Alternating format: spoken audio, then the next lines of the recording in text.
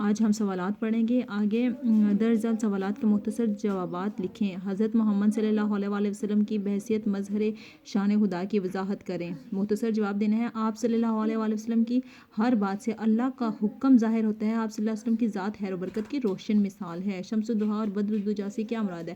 شمس الضحیٰ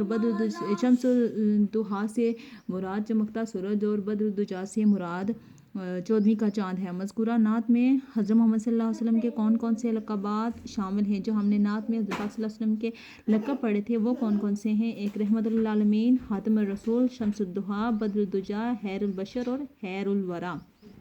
اس کے بعد ہے حضرت محمد صلی اللہ علیہ وآلہ وسلم کے ہر صحن میں وحی الہی کی جھلک ہے. اس سے متعلق قرآنی آیت کا حوالہ دیتے ہوئے جواب لکھیں.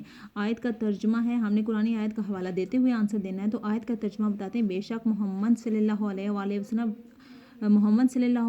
وسلم اپنی خواہش نفس سے نہیں بولتے.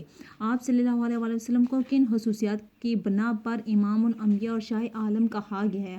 آپ صلی اللہ علیہ وسلم غریبوں، مسکینوں، بیواؤں، یتیموں کا سہارا ہیں اور تمام مسلمانوں کی شفاعت کے ذمہ دار ہیں. اس لیے آپ صلی اللہ علیہ وسلم کو تمام عالم اور انبیاء کرام کے شہنشاہ کہا گیا ہے. آگے درج الفاظ پر اعراب لگا کر ان کا تلفظ واضح کریں. ان پہ اعراب لگانی ہے.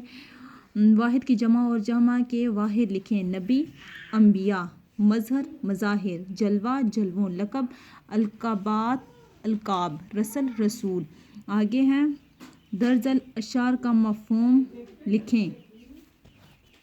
یہ سوال ہے نعت رسول مقبول صلی اللہ علیہ وآلہ وسلم کا مرکزی خیال تحریر کریں. مرکزی خیال نعت کا لکھنا ہے. ہم نے خود ہی ہمارے پیارے نبی کریم صلی اللہ علیہ وآلہ وسلم تمام عالم اور انبیاء کرام کے شہنشاہ ہیں. آپ صلی اللہ علیہ وسلم کی ہر بات سے اللہ کا حکم ظاہر ہوتا ہے. آپ صلی اللہ علیہ وسلم کی ذات خیر و برکت کی روشن مثال ہے. آپ صلی اللہ علیہ وسلم تمام جہانوں کے لیے رحمت بن کر تشریف لائے. آگے ہے درج الاشعار کا مفہوم لکھیں.